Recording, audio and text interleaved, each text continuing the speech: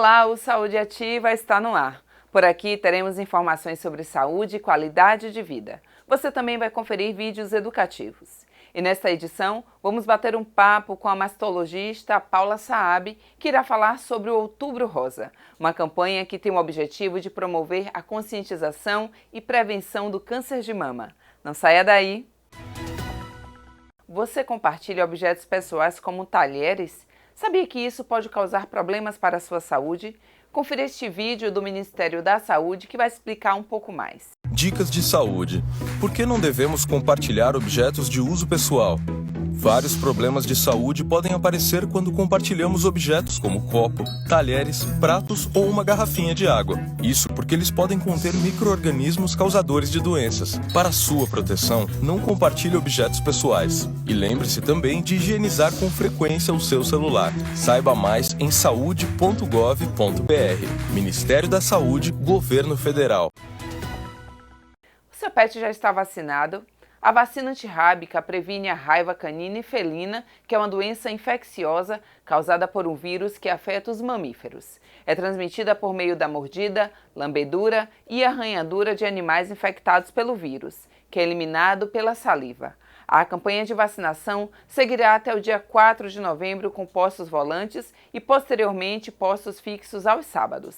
Você pode saber mais sobre os pontos de vacinação através do site da Prefeitura de Aracaju, no www.aracaju.se.gov.br. Outubro Rosa. Você com certeza já ouviu falar nesta campanha. É uma campanha de prevenção e combate ao câncer de mama. E para falar sobre isso hoje recebemos aqui no Saúde Ativa a mastologista a doutora Paula Saab. Doutora Paula, seja muito bem-vinda ao programa Saúde Ativa. Obrigada, Daiane. É um prazer estar aqui passando algumas informações para os nossos telespectadores. Fala pra gente, quando é que a mulher deve procurar um médico para averiguar se a mama dela está tudo certinho? Primeiro momento é quando qualquer pessoa, qualquer mulher, em qualquer idade, que sinta alguma coisa diferente, né? Então, um dos maiores alertas é que a gente sempre fala em câncer de mama, o Outubro Rosa tem o foco no câncer de mama, mas existem inúmeras doenças que acontecem nas mamas, que podem acometer crianças, que podem acometer homens, jovens mulheres, então não necessariamente precisa ter mais do que 40 anos para procurar um mastologista. Então qualquer alteração a gente já orienta que procure seu médico, de preferência especialista em mamas, que é mastologista, mas para estar sempre atento. Para a rotina de prevenção, né, do câncer de mama, o que a gente tem de protocolo é que a mulher busque a partir dos 40 anos. Mas é sempre bom, isso não é protocolar, eu falo que é meu protocolo pessoal, eu sempre oriento mulheres acima de 20 anos já a fazer o exame clínico, fazer um ultrassom de mama uma vez por ano, porque a gente vê que em relação ao câncer de mama a gente tem uma epidemiologia que vem mudando, né? A gente tem pegado cada vez mulheres mais jovens, então a gente tem que ter, apesar de não haver um protocolo, uma diretriz formal em relação a isso, a gente tem que ter o olhar para as mulheres mais jovens também. A senhora fala até os 40, a gente sempre ouve, 40 anos, no caso das mulheres realizarem a mamografia, né? Antes disso seria um ultrassom comum e averiguando que há algum problema, elas fariam a mamografia, doutora? É assim que funciona? A gente tem duas indicações de mamografia. A mamografia de rastreamento, que é essa que a gente faz em pacientes que não são assintomáticas, buscando alguma lesão, e a de diagnóstico, ou seja, uma paciente que já sente alguma coisa e a gente vai fazer um exame para ver as características dessa lesão que ela está apresentando. Para a mamografia de diagnóstico, não necessariamente precisa ter 40 anos. Uma mulher de 30 anos que está sentindo alguma coisa, eu quero ver a característica desse nódulo, eu posso pedir uma mamografia. Mas a partir dos 40, a gente recomenda que seja feita essa para pacientes que são assintomáticas, que é a mamografia de rastreamento. Mulheres jovens, em geral, têm mamas que a gente chama de densas. Densidade é uma característica radiológica. Só sei se uma mama é densa se fizer uma mamografia. Às vezes pega, ela é cheia de coisa e fala, minha mama é densa. Não posso dizer, eu tenho que ter feito uma mamografia para ver se a mama dela é densa. Nessas mamas, a mamografia tem uma sensibilidade baixa, porque às vezes ela fica toda branca e a gente não consegue ter contraste de imagem para poder ver alguma coisa. Nessas mamas, a gente recomenda que seja feita ultrassonografia complementar, porque aí um vai dar uma informação, outro vai dar outra e as duas casadinhas ficam melhor. Doutora, a tecnologia avançando e muita coisa vem acontecendo no mercado, principalmente também o da saúde. Existe agora um outro tipo de mamografia, seria uma mamografia 3D, e qual seria a diferença entre ela e a tradicional? A mamografia 3D, ela não deixa de ser um raio-x, uma mamografia das mamas, só que a tecnologia chegou e aí se associou um software de reconstrução. Então, ao invés de fazer só um disparo na mama em 2 posições, ele tem um movimento, né? Ele faz a fonte faz um movimento que é captado por detectores digitais e reconstruído num software 3D, que vai dar uma sensação de volume na mama, reconstruindo várias fatias. Então, ao invés de você ter uma fatia, você tem 70 fatias, você tem 80 fatias. Isso acaba aumentando a sensibilidade, principalmente para mulheres que já operaram as mamas, pacientes com histórico de câncer, pacientes com lesões que a gente chama de distorção arquitetural. Ela acaba vendo melhor do que a mamografia normal, tradicional, que não deixa de ser um bom exame. Sim, doutora, vem se falado muito na questão do autoexame, né? Sempre bateu nesta tecla a necessidade. E hoje eu ouço as pessoas dizerem, olha, é melhor que você frequente o médico regularmente, este autoexame é preocupante. Eu consigo, sozinho em casa, fazer aqueles movimentos que todos orientam, né? Que é levantar meus braços e tocar mesmo para ver se há algo errado. Isso é indicado para as mulheres? No Brasil, 90% das pacientes que fazem diagnóstico por câncer de mama fazem por nódulo palpável. Ela palpa, ela se pega e ela sente alguma coisa. Isso por quê? Porque nosso rastreamento, essas mamografias, esses exames que a gente tem que fazer em pacientes assintomáticas, não tem cobertura suficiente. Não dá para dizer que a gente tem um programa de rastreamento. Então, a grande maioria delas aparece para a gente com o nódulo palpável. Neste cenário nosso, a gente ensinar e estimular o autoexame é muito importante. Então, quando você fala que não precisa fazer o autoexame, porque tem que fazer mamografia e tem que procurar um médico, quem fala isso está se baseando em estudos internacionais. Em países europeus, nos Estados Unidos, onde a cobertura mamográfica é enorme, onde eles têm um programa de convocação. Você recebe no seu aniversário uma cartinha falando, Dayana, parabéns, hoje é dia do seu aniversário, vem fazer uma mamografia. E eles têm registrado isso no sistema, se você fez, se você não fez. Isso no Brasil está muito longe de acontecer. Então, a gente não consegue oferecer a mamografia para todo mundo para poder dispensar o autoexame.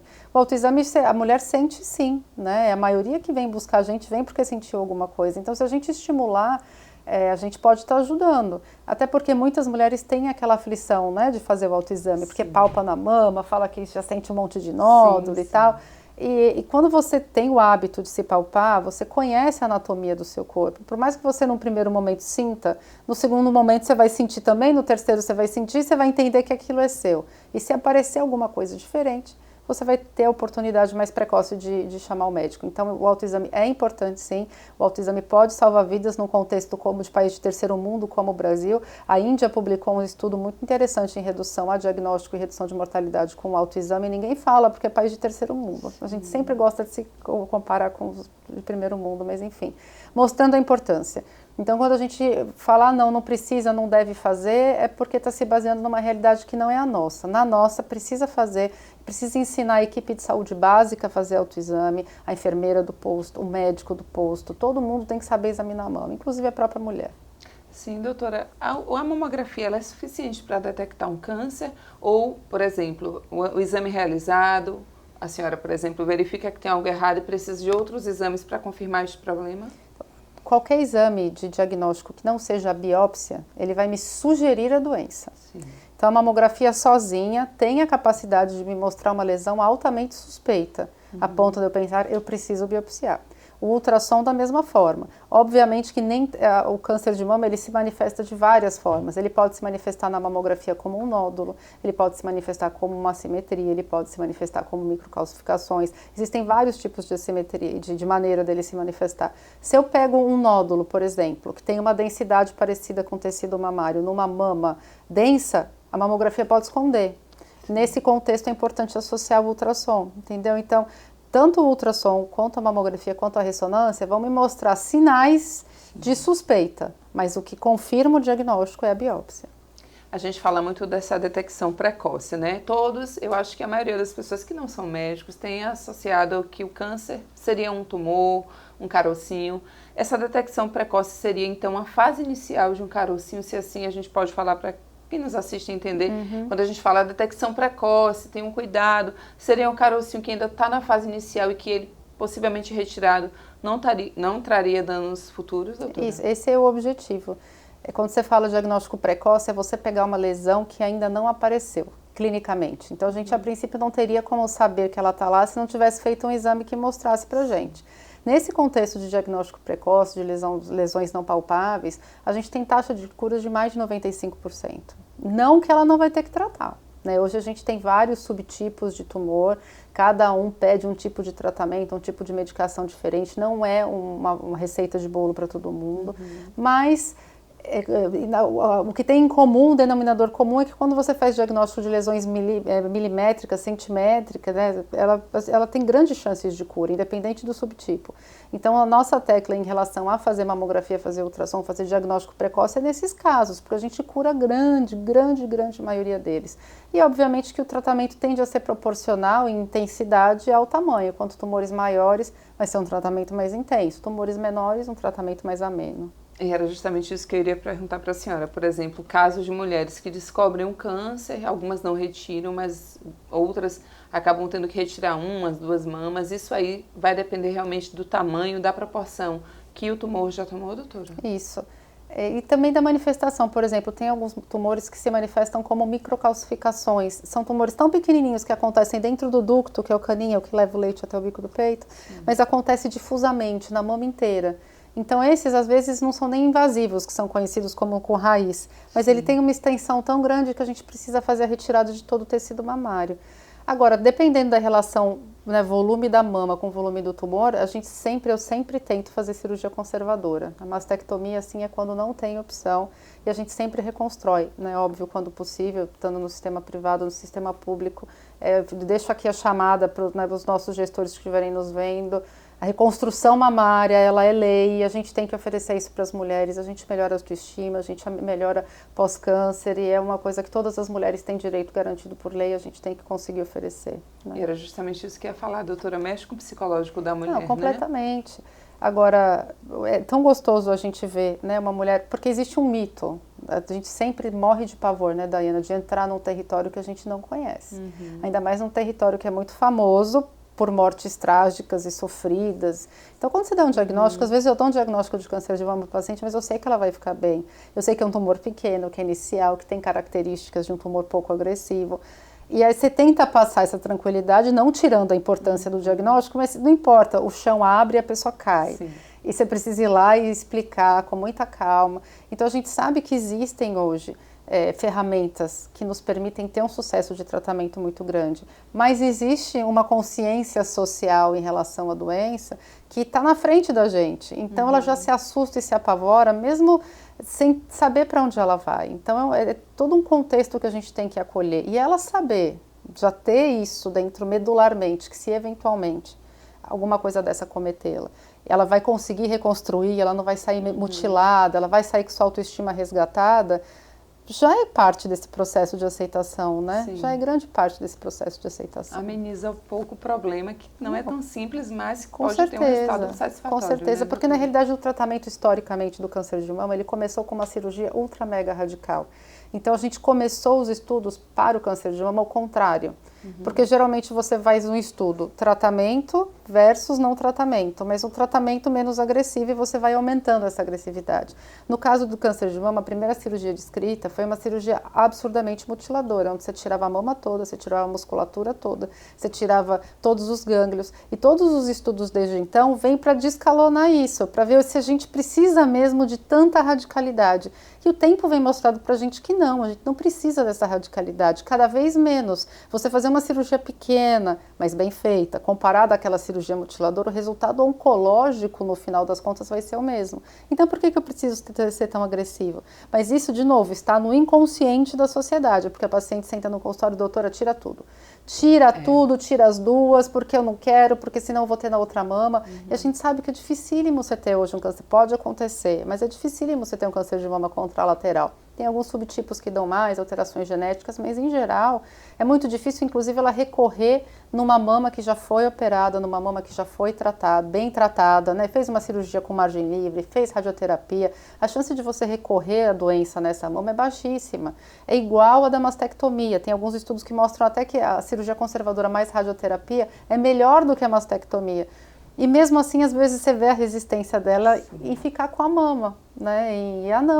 E às vezes a gente associando a técnicas de cirurgia plástica, de mamoplastia à cirurgia oncológica, a gente consegue fazer uma cirurgia oncológica maravilhosa, tira bastante tecido, com margem livre, ainda deixa a mama da paciente mais bonita. Eu falo que a gente faz limonada, né? Pega o limão e faz uma limonada bem boa, deixa a mama mais bonita, e mesmo assim tem algumas que ficam, mas doutora, mas ficou mama, mas pode ficar, fica tranquila que pode ficar. Eu tenho dúvidas também relacionadas a essa questão genética, mas a gente vai dar uma pausa aqui para o breve intervalo e você continue conosco. Já já voltamos.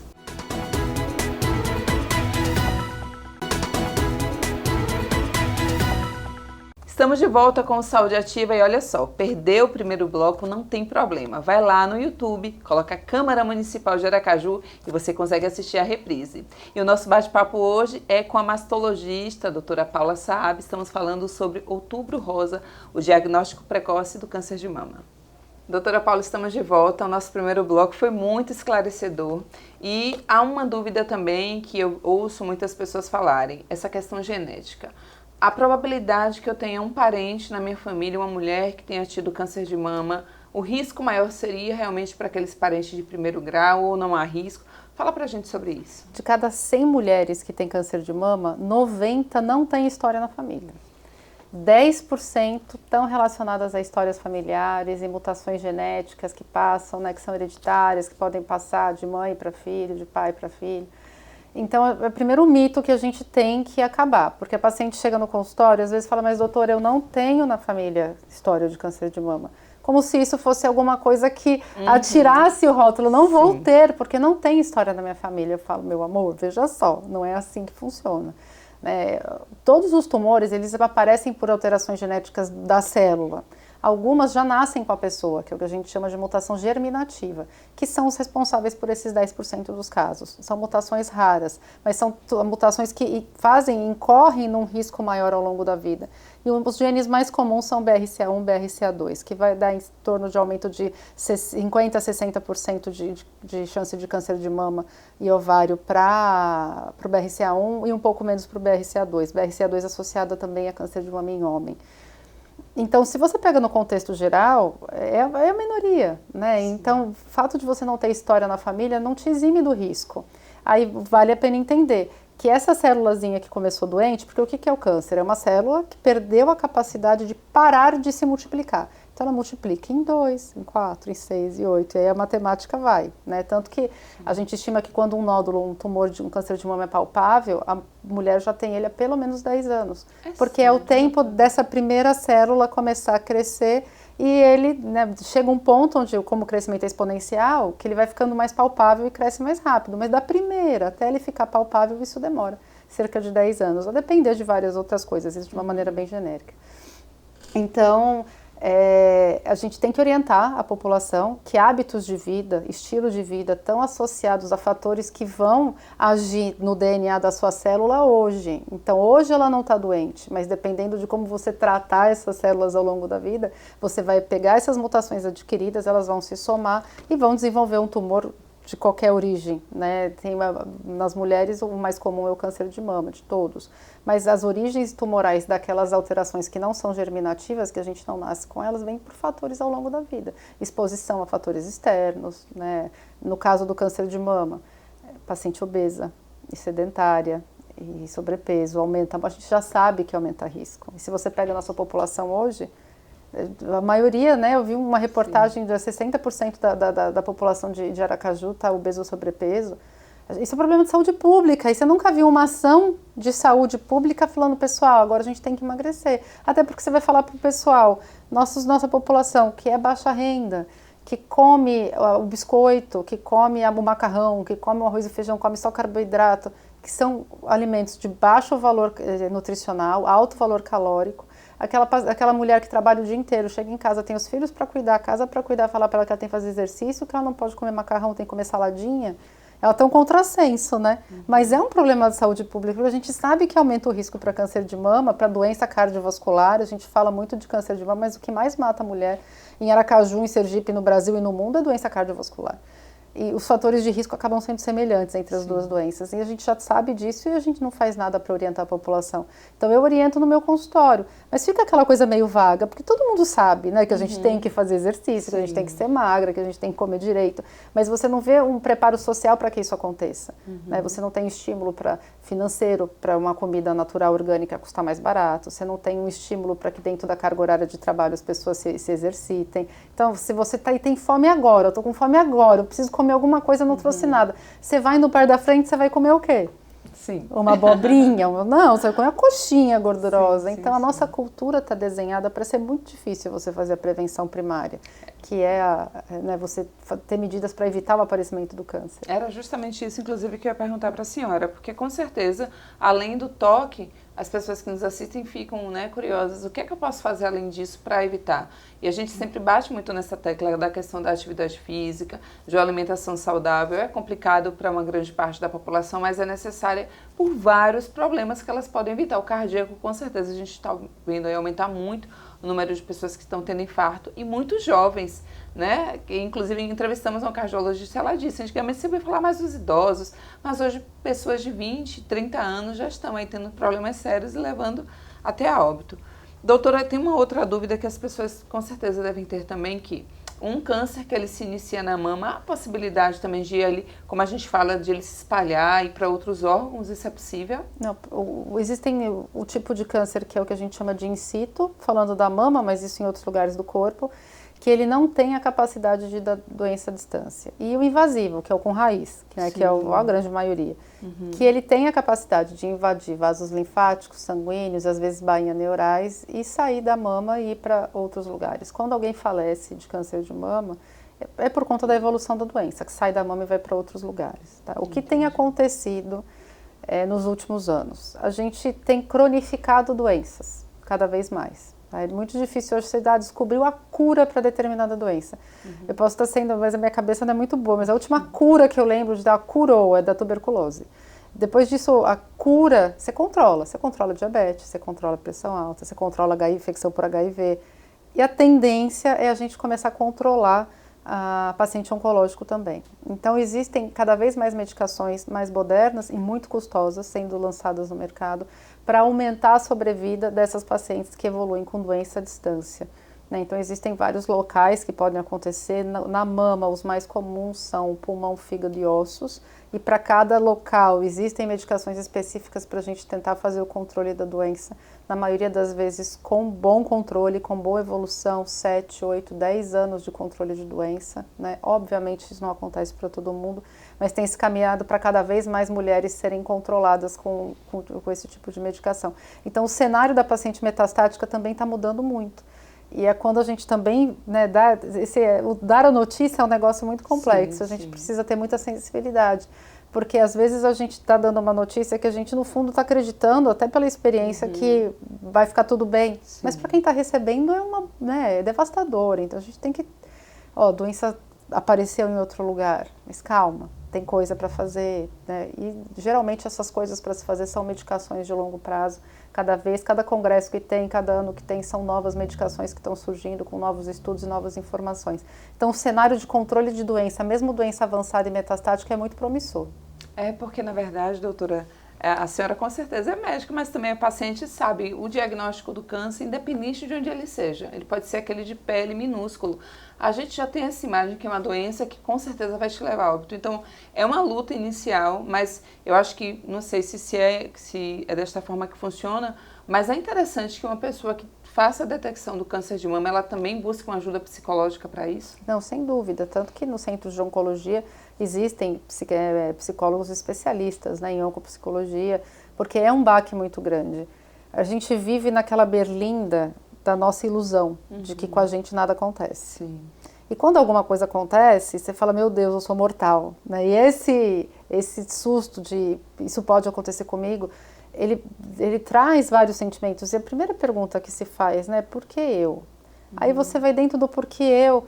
As pessoas mais religiosas tentam achar um motivo, acham que é castigo, né? Eu já vi de tudo. E assim, eu tento passar que é com você porque pode ser com qualquer uma. A gente se acha muito especial no sentido de que estamos protegidos, né? A gente tem nossa proteção, tem nossa fé, não podemos nos queixar, mas assim, estamos na chuva. As coisas só acontecem com quem está vivo. E a gente tem que considerar que é um obstáculo a ser passado e vambora, porque se você se deixar abater muito, óbvio que você tem que respeitar. A notícia de um câncer, principalmente de um câncer que vai precisar de um tratamento mais pesado, ele é um luto da sua saúde. Você tem que entender como é um luto. A pessoa vai passar pelas fases do luto. Ela vai ficar brava, vai ficar com raiva, vai ficar deprimida. Então, todas essas fases, tem pacientes que tentam alongar as fases, aí eu já tento puxar, porque eu tenho que respeitar, mas também não posso deixar ela cair. Vambora, senão tá atrasado para ficar melhor. E vamos para já ir jogando para frente e a gente conseguir fazer o tratamento em tempo oportuno. Até porque o tempo é importante. Né? A gente não pode perder tempo se lamentando. Ó, depois se lamenta. Quando tudo passar, eu deixo você reclamar. Agora nós vamos embora. E é justamente isso, a detecção precoce, mas descobrindo o tratamento o quanto antes também, doutora. E a gente ouve falar do câncer de mama, mas e a pergunta, os homens também teriam câncer nesta região do peito? Pode ter. Pode ter, não é tão incomum assim, não é raríssimo, é raro, né? Quando a gente lê os livros, eles estimam que seja um caso de câncer de mama em homem para cada 100 mulheres. Na prática, eu acho que é até um pouco menos. Mas tem pelo menos um câncer de mama em homem por ano aí que a gente vê rodando, entendeu? E geralmente está associado à mutação de BRCA1, BRCA2, que é aquele outro gene que eu falei para você. Então, quem tem familiar homem, aí ele tem indicação de fazer pesquisa genética, a família tem indicação caso ele venha mutado também. Né? Então, a gente fala do outubro rosa, o rosa associado à mulher, mas até para os homens que nos assistem, a gente poderia dizer para eles que é interessante que eles também se toquem, doutora? Se tocar, eu acho que sempre, né? Tá sempre atento. Até porque homem é muito comum, isso não é incomum, é comum fazer ginecomastia. Principalmente adolescente e senhor idoso na senilidade, porque há um desbalanço, né, hormonal entre os hormônios sexuais masculinos e femininos. Tanto quando você está maturando o corpo, quanto você já está envelhecendo. E às vezes nesse desbalanço, ou algumas medicações até antipertensivos que alguns idosos tomam, pode fazer desenvolver mama em homem. E a maioria delas se desenvolve como uma nodulação, um caroço, e aí eles também vêm buscar a gente.